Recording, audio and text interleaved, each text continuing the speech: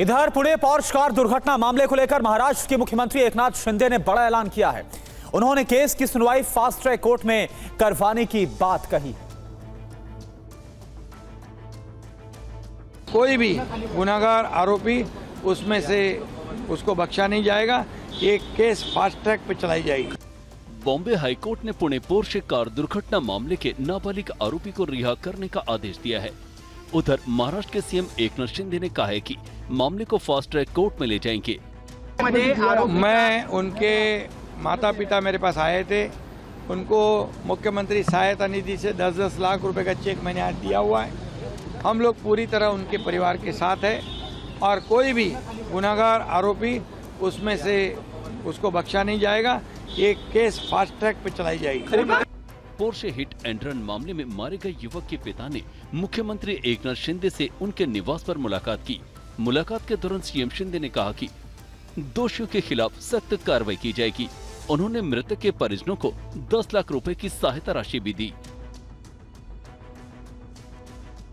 और पश्चिम बंगाल में चुनाव के बाद हिंसा जारी है। अब खड़गपुर में तृणमूल कार्यकर्ता को सरेआम गोली मारी गई है। गोलीबारी की तस्वीर सीसीटीवी में कैद हो गई है। क्या है पूरा मामला, देखिए 30 सेकंड में ये रिपोर्ट। फायरिंग की ये तस्वीर पश्चिम मेदिनीपुर जिले के खड़गपुर नगर पालिका के वार्ड नंबर 15 की है। मथुरा काटी इलाके में टीएमसी कार्यालय के बाहर कार्यकर्ताओं पर सरेआम फायरिंग की गई है। फायरिंग में 20 संतोष नामक कार्यकर्ता गोली लगने से घायल हो गया। आया था बाइक में 3 जन काला कपड़ा पहन के आया था। इतना गंदा फायरिंग स्टार्ट किया था। बात लड़का में पत्ते मेरा पैर फ्रैक्चर था।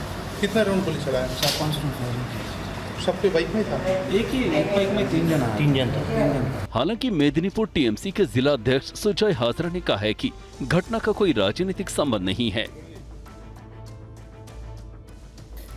इधर राहुल गांधी लोकसभा में विपक्ष के नेता होंगे। कांग्रेस की तरफ से इस पूरे फैसले को लेकर प्रोटेम स्पीकर भर्तृहरि मेहताब को पत्र लिखकर जानकारी दी गई है। आपको ये बता दें कि राहुल के नेता प्रतिपक्ष बनने पर कांग्रेस की तरफ से क्या क्या कहा गया, यह आपको 90 सेकंड में हम दिखा रहे हैं। कांग्रेस अध्यक्ष मल्लिकार्जुन खड़गे के घर इंडिया अलायंस की बैठक हुई, जिसमें लगभग सभी पार्टी के नेता मौजूद थे। इसी में नेता प्रतिपक्ष को लेकर चर्चा हुई और फिर राहुल गांधी को इस पद की जिम्मेदारी दे जाने को लेकर प्रोटेम स्पीकर को पत्र लिखा गया।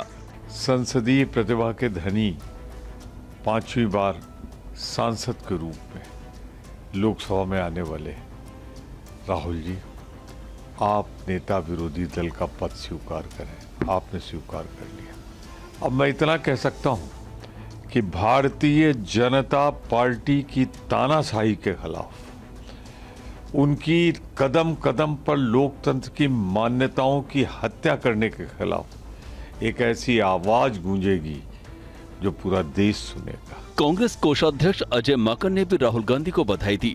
TV9 से खास बातचीत में उन्होंने कहा कि मीडिया प्रभारी रहते 2014 में आपसे ये पद संभालने की गुजारिश की थी। तब 2014 में संभाल लेते तो 2019 में ही हालात बदल जाते। खैर, तब नहीं अब सही, आपने चीजें बदलती, हालात बदलना शुरू।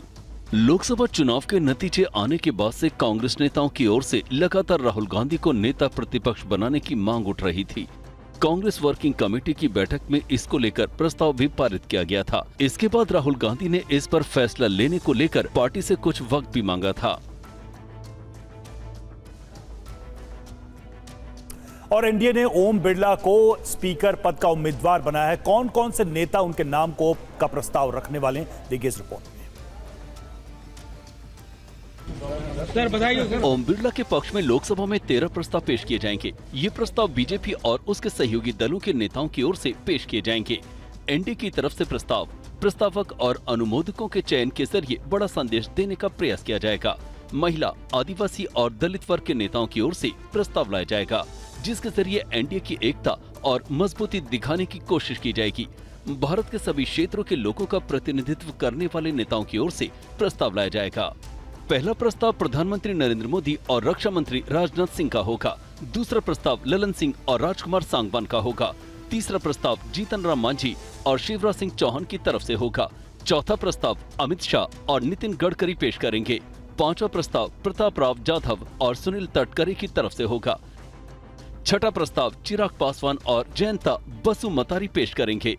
सातवां प्रस्ताव एच.डी. कुमारस्वामी और बी. भल भनिनी की तरफ से पेश किया जाएगा। आठवां प्रस्ताव राममोहन नायडू और देव रायलू की तरफ से आएगा। नौवां प्रस्ताव इंद्रहैंग सुब्बा और फणी भूषण चौधरी पेश करेंगे। 10वां प्रस्ताव अनुप्रिया पटेल और कृष्णपाल पेश करेंगे। 11वां प्रस्ताव वीरेंद्र कुमार और ज्वेल ओराम की तरफ से रखा जाएगा। 12वां प्रस्ताव एसपी सिंह बघेल और पंकज चौधरी करेंगे।